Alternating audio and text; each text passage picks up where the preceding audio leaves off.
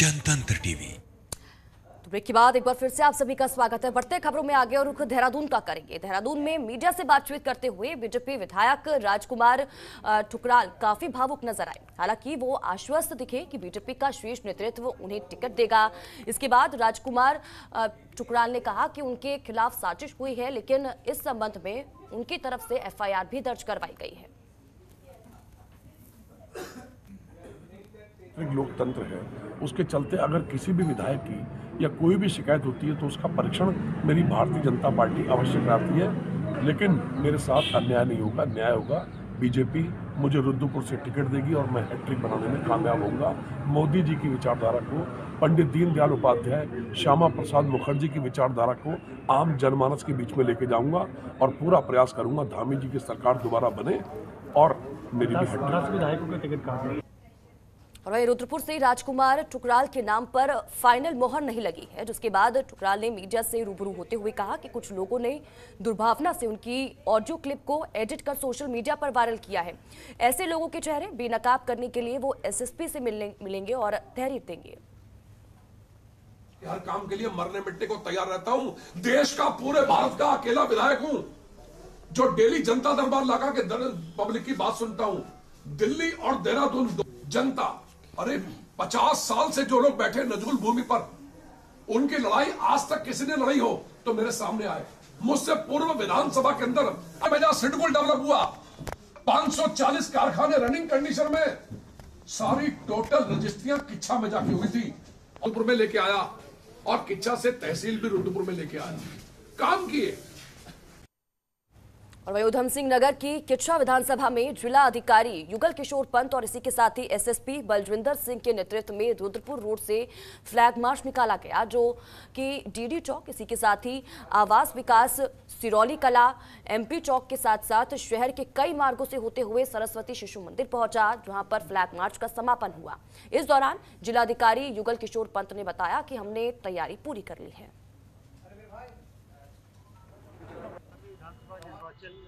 14 फरवरी को होने वाला है और उसको लेके हमारे पास बाहर से भी फोर्सेस आई हुई हैं, तो उन्हीं को हम एरिया दिखवा रहे हैं, सेंसिटाइज करवा रहे हैं और इसी के लिए हमने यहाँ पे फ्लैग मार्च निकाला है। और से नामांकन प्रक्रिया प्रारंभ हो गई है और नोटिफिकेशन जारी हो गया है इलेक्शन का। 28 तक नाम निर्देशन पत्र लिए जाएंगे, उसके बाद फिर उनकी समीक्षा की जाएगी और 31 को डेट ऑफ विड्रॉल है लास्ट, और उसके बाद फाइनल हमारी मतलब जो कैंडिडेट की सूची है वो तैयार होगी। हमारे ज़िले में सब शांतिपूर्ण चुनाव होते रहे। 2019 का भी चुनाव शांतिपूर्ण हुआ था और ऐसी कोई भी बातचीत अभी सामने नहीं आई है। तकरीबन हमारे पास 5 कंपनी पीएसी और 5 कंपनी पैरामिलिट्री पहुंच चुकी है।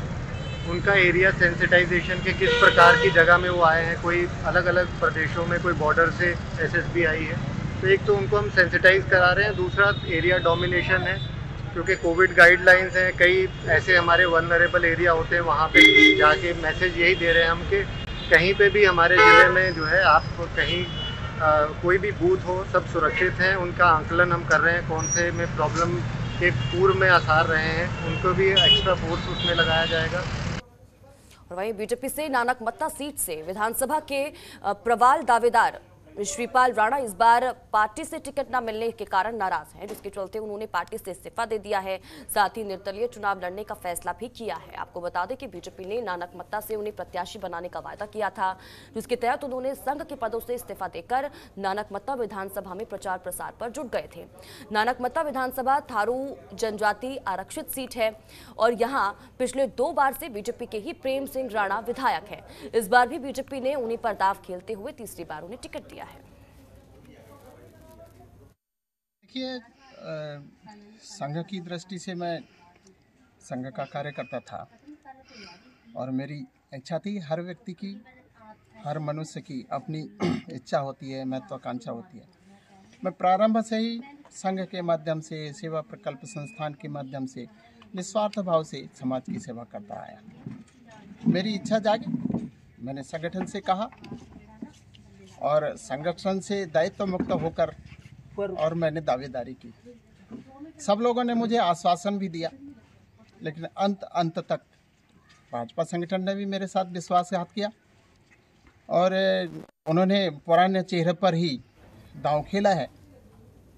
और वहीं कांग्रेस पार्टी से प्रबल दावेदार पूर्व विधायक प्रेमाचंद महाजन ने क्षेत्र विधायक अरविंद पांडे पर कई गंभीर आरोप लगाए हैं। उन्होंने कहा कि अरविंद पांडे ने कई घोटाले किए हैं और क्या कुछ इस दौरान उन्होंने कहा, सुनिए। के मुद्दे पर जब भारतीय जनता पार्टी की सरकार आए, ये इनके गुर्गे ये अनुसूचित जाति के मुद्दे को खा गए। 10 साल हुए, एक बार बात क्यों नहीं किया? उस मुद्दे को ही खा गए। जब इनकी डबल इंजन की सरकार है तो क्यों नहीं हुआ? अनुसूचित जाति का तो दर्जा क्यों नहीं मिला? ये इस पहले अरविंद पांडे इस बात का जवाब दे और उनके गुर्गे जवाब दे। चलिए रुख हरिद्वार का करेंगे। हरिद्वार की ज्वालापुर देहात सीट से बीजेपी प्रत्याशी सुरेश राठौर ने विधानसभा क्षेत्र के ग्राम कुतुबपुर, इसी के साथ ही गढ़, मीरपुर, राजपुर, पूरनपुर, तेलीवाला में डोर टू डोर जनसंपर्क किया। इस मौके पर क्षेत्र के लोगों ने उनका फूलमालाओं से जोरदार स्वागत किया। इस दौरान सुरेश राठौर ने कहा कि मैंने पहले भी विकास किया है, इस बार भी विकास करूंगा। अपने द्वारा किए गए विकास कार्य को लेकर ही जनता के बीच में जा रहा हूँ। क्षेत्र की जनता से मुझे समर्थन और प्यार भी मिल रहा है। इस बार भी मेरी जीत पक्की है। सेवक बनकर काम करूंगा और जो काम किया उससे 4 गुनी गति से।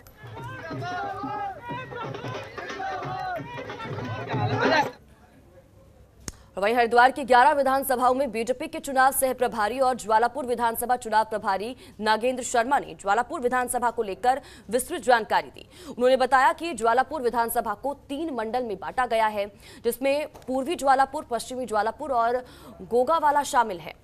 उन्होंने ये भी कहा कि इन सभी जगहों पर जनता के बीच जाकर पता चला है कि लोगों में बीजेपी को लेकर एक जुनून है। उन्होंने कहा कि 70% मतदाता बीजेपी के साथ हैं।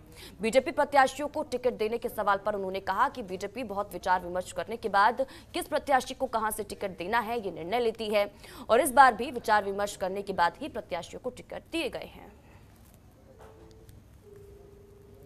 मैंने अभी विधानसभा को कवर किया है। हमने 3 मंडलों में इसको बांटा है, पूर्वी ज्वालापुर, पश्चिमी ज्वालापुर और बुग्गावाला। अगर मैं ज्योग्राफिकली इसको देखूं तो हमारी बहुत बड़ी विधानसभा है और जितना मैं लोगों में गया हूं, लोगों में भाजपा के लिए हुजूम है। 70% जो हमारा मतदाता है आज भी वो भाजपा के साथ है।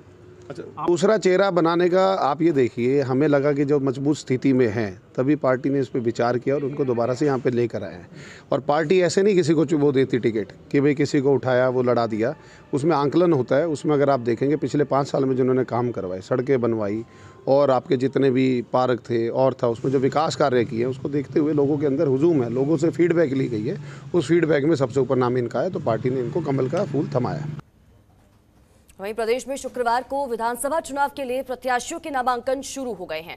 तो वहीं विकासनगर के आरओ एसडीएम विनीत कुमार ने क्वारंटाइन होने के कारण एआरओ सोहन सिंह रांगड़ और इसी के साथ ही सहसपुर विधानसभा की रिटर्निंग ऑफिसर मुख्य कृषि अधिकारी लतिका सिंह नामांकन प्रक्रिया में जुटी रहीं। फिलहाल पहले दिन किसी भी प्रत्याशी ने अपना नामांकन नहीं कराया। तो वहीं पहले दिन विकासनगर के 11 और सहसपुर सीट के लिए 10 प्रत्याशियों ने नामांकन पत्र खरीदे। इसके साथ ही नामांकन के पहले दिन आरक्षित सीट चकराता विधानसभा से कुल 12 प्रत्याशियों ने नामांकन पत्र खरीदे हैं। विधानसभा क्षेत्र की नामांकन प्रक्रिया कालसी तहसील में संचालित की जा रही है। चकराता के रिटर्निंग अधिकारी एसडीएम सौरभ असवाल ने ये बताया है कि पिछले दिन बसपा प्रत्याशी भीमदत्त वर्मा के अलावा निर्दलीय प्रत्याशी सुरेंद्र जोशी, कमलेश भट्ट, अंकित डोभाल और इसी के साथ ही स्वराज सिंह समेत 5 प्रत्याशियों को कुल 12 नामांकन पत्र दिए गए हैं।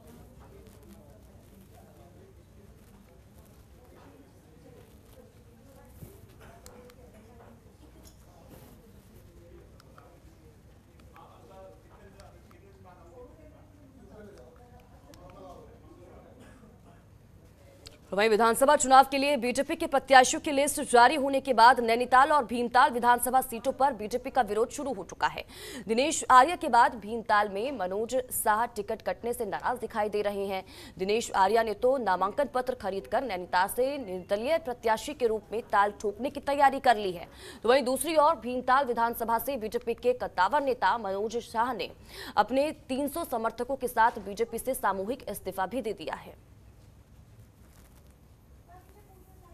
भावनाओं का जो अनादर किया है, हम लोगों से पूछा गया था, वोटिंग तक इस बार हुई थी और जो वोटिंग का भी निर्णय आया था उसके आधार पर भी जो निर्णय गलत किया है, तो सारे कार्यकर्ताओं का एक मन है कि हम सब लोग जो हारने वाले को अपने प्रत्याशी को चुनाव नहीं लड़ाएंगे, आपस में ही प्रत्याशी को चुनाव लड़ाकर दोबारा भारतीय जनता पार्टी का ही विधायक इस भीमताल विधानसभा से जिता कर भेजेंगे, ऐसा निर्णय लिया गया है। और वहीं उत्तराखंड में जैसे जैसे विधानसभा चुनाव नजदीक आ रहे हैं, चुनाव प्रचार प्रसार में भी तेजी आ चुकी है। और इसी कड़ी में उधम सिंह नगर के जसपुर विधानसभा में आम आदमी पार्टी का कुनबा लगातार बढ़ रहा है। जसपुर आम आदमी पार्टी के कार्यालय पर सिख समाज के युवाओं ने आम आदमी पार्टी की सदस्यता ग्रहण की। तो वहीं आम आदमी पार्टी प्रत्याशी यूनुस चौधरी ने बताया कि लगातार लोग आम आदमी पार्टी को पसंद कर रहे हैं और पार्टी में शामिल हो रहे हैं। इसी के साथ ही उन्होंने ये भी कहा कि इस बार प्रदेश में आम आदमी पार्टी की सरकार बन रही है।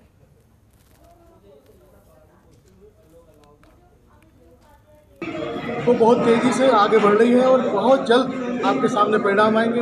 आम आदमी पार्टी बहुत बड़े बहुमत से जसपुर विधानसभा को जीत रही है। हमारी टक्कर भारतीय जनता पार्टी से है, कांग्रेस तो कहीं लड़ाई में नजर ही नहीं आ रही। और इसी के साथ ही हमारे इस खास बुलेटिन में फिलहाल इतना ही। आप बन रहे हमारे साथ। नमस्कार।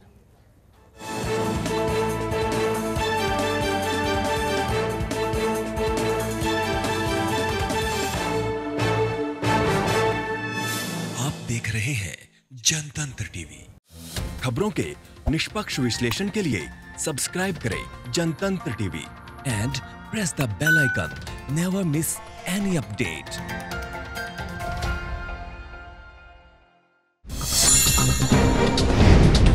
डाउनलोड कीजिए जनतंत्र टीवी ऐप को, जो कि अवेलेबल है गूगल प्ले और ऐप स्टोर पर। अधिक जानकारी के लिए अभी डाउनलोड करें।